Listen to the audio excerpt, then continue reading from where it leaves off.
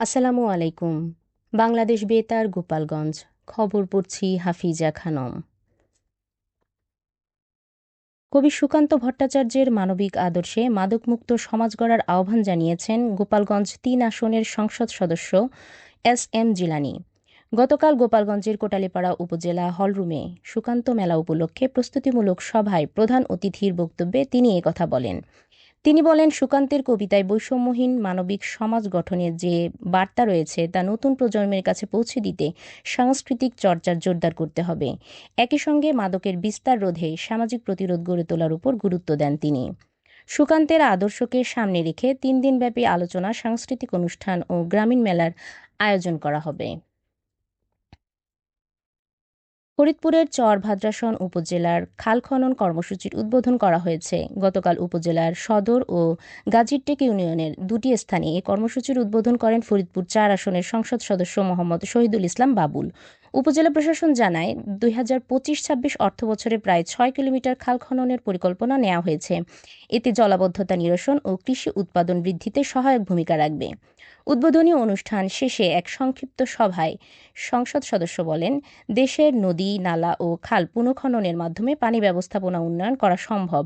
অনুষ্ঠানে স্থানীয় প্রশাসনের কর্মকর্তা ও জনপ্রতিনিধিরা উপস্থিত ছিলেন। নড়াইলে কৃষকদের সঙ্গে মতবিনিময় করেছেন নড়াইল-২ আসনের সংসদ সদস্য মোহাম্মদ আতাউর রহমান বাচ্চু। গতকাল বিকেলে লোহাগাড়া উপজেলার মোচরা গ্রামে একটি কৃষি খামারে এ মতবিনিময় অনুষ্ঠিত হয়। এ সময় তিনি কৃষকসহ বিভিন্ন শ্রেণী-পেশার মানুষের সমস্যা শোনেন এবং কৃষকের স্বার্থ রক্ষায় কাজ করার আশ্বাস দেন। সংসদ সদস্য বলেন, এলাকার উন্নয়নে সবাইকে ঐক্যবদ্ধভাবে কাজ করতে হবে। তিনি কৃষকদের ফলন বাড়াতে কৃষি বিভাগের সহযোগিতা নেয়ার পরামর্শও দেন। মতবিনিময় শেষে তিনি মাঠের ফসল পরিদর্শন করেন। এ সময় দলীয় নেতাকর্মীসহ গণ্যমান্য ব্যক্তিবর্গ উপস্থিত ছিলেন। নড়াইলের লোহাগড়া উপজেলার কামঠানা গ্রামে সর্বজনীন মন্দিরে হিন্দু সম্প্রদায়ের ধর্মীয় অনুষ্ঠান ২৪ প্রহরব্যাপী নামযজ্ঞ অনুষ্ঠান অনুষ্ঠিত হয়েছে।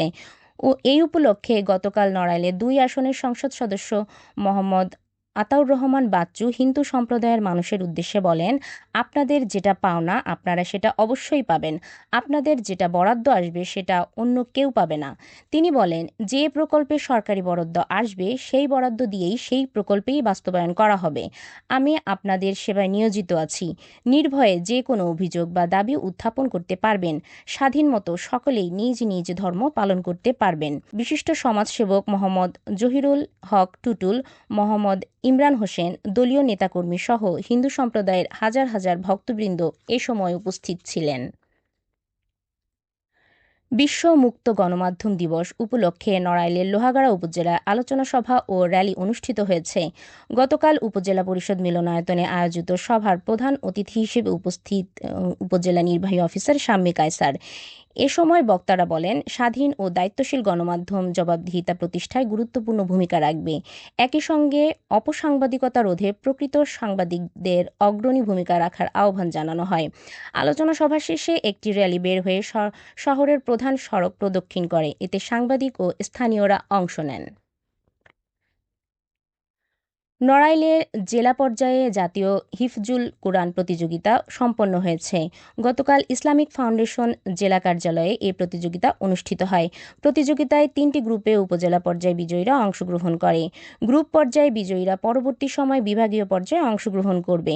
অনুষ্ঠান শেষে গ্রুপ পর্যায়ে বিজয়ীদের মাঝে সনদপত্র ও সম্মাননা স্মারক বিতরণ করা হয়।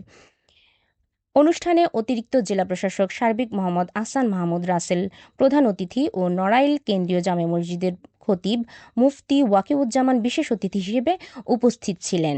এছাড়া জেলা মডেল মসজিদের খতিব সহ বিভিন্ন মসজিদের ইমাম ও খতিবগণ এ সময় উপস্থিত ছিলেন। কুরআন প্রতিযোগিতা অনুষ্ঠানে বক্তারা বলেন, কুরআনের শিক্ষা মানব জীবনের নৈতিকতা ও আদর্শ গঠনের গুরুত্বপূর্ণ ভূমিকা রাখে। এখন শুনুন কৃষি সংবাদ।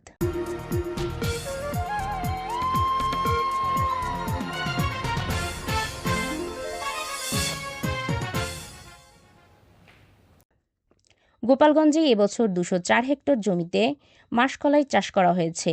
জেলা কৃষি বিভাগ জানিয়েছে, জেলায় এবছর প্রতি হেক্টরে ১.২ মেট্রিক টন হিসেবে ২৪৫ মেট্রিক টন মাসকলাই উৎপাদনের লক্ষ্যমাত্রা ধরা হয়েছে। সবশেষে আবহাওয়া।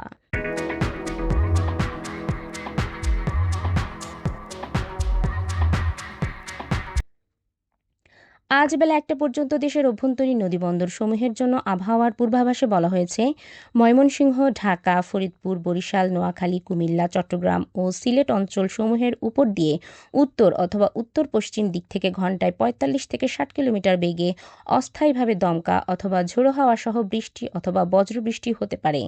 এসব এলাকার নদীবন্দর সমূহকে ১ নম্বর সতর্ক সংকেত দেখাতে বলা হয়েছে।